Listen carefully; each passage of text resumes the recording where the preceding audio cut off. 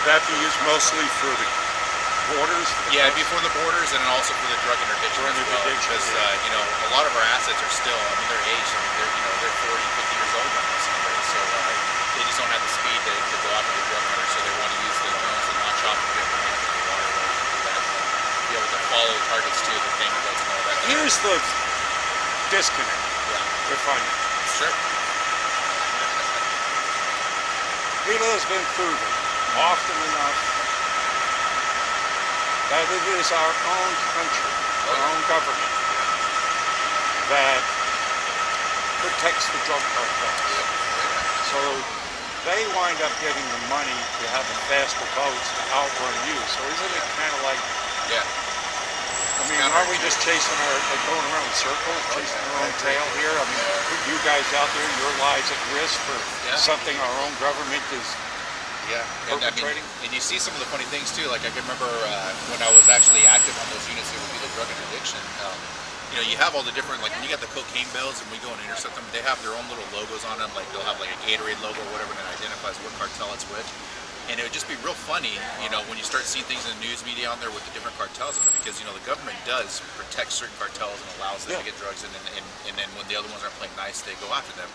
Well, it just so happened there was a boat that was going from Panama to an island on there, and it was a fishing vessel, and they had a bunch of cocaine bales in one of their old storage tanks on there, and their story was that the Panamanian government hired them to go and pick it up off of there on there.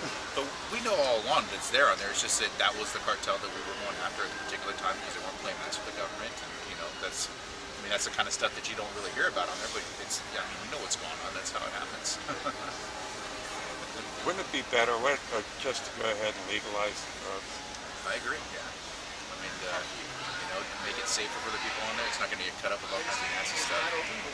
Send the education on there. I mean, they got to reform it. They've got to treat it in the way that it is on there. I mean, it's the same thing with alcoholism. I mean, make your job a lot easier. They need to just go back to protecting the borders and the coast, you know what I mean? And not worrying about too much, because I mean, that's got to be pretty, I mean, throwing up the drug cartels, man, that's, I mean, I'd rather grow up against the regular army, you know? What would be, I mean, what have you seen? Do you think drugs should be legal?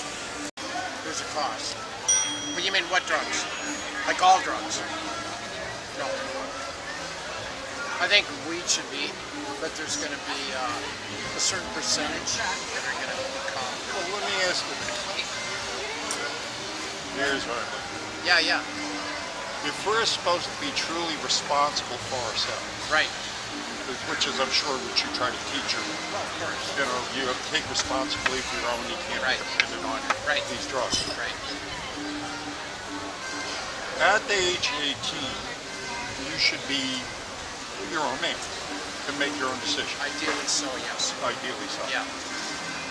So wouldn't it be ideal, because you really can't stop anybody from doing anything they want to do unless you want to follow them around 24/7, 365. Well, I'll tell you an answer to that. During Prohibition, the rates of alcoholism plummeted because it was not readily available.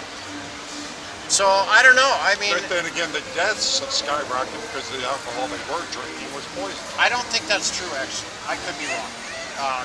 You know, my point... But, there's a trade-off. Yeah, indeed. And here's my deal. I mean, there's never going to be a perfect. Right, there is. There's never going to be. Right. But here's my deal. Yeah.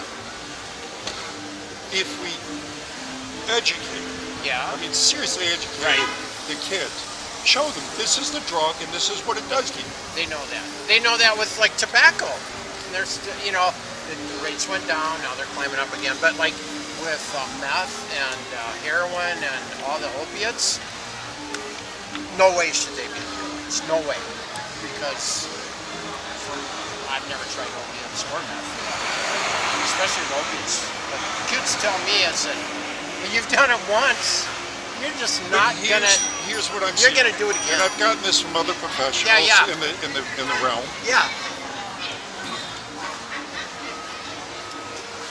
The money that's involved, because our government brings in most of the drugs. What do you mean? I'm saying our government brings in most of the drugs. I don't believe that. Oh, I've heard that from law I don't believe enforcement, border agents. You mean I heard what? it today. Yes. I've heard it from people who dealt drugs. I've heard it from people that smuggle drugs. Yeah, I No, don't buy then it. how come the FBI has been caught, the CIA has been caught smuggling in our drugs? Nah, I don't believe it. I don't believe it. Look it up. Our government are the biggest drug dealers in the No, world. I don't think so. There's no way in the world that the drug industry, the way it exists right now, could exist if it wasn't for the fact that our government is condoning it. It's impossible. The banks couldn't exist without the illegal drug trade. They are making a fortune off of it. So you can't, every time you outlaw something, you're going to make money off it because the price is going to rise. Here's my deal. Yeah. If you educate people to what all the drugs do, and they know this going in, if they still want to do them, they're not worth saving.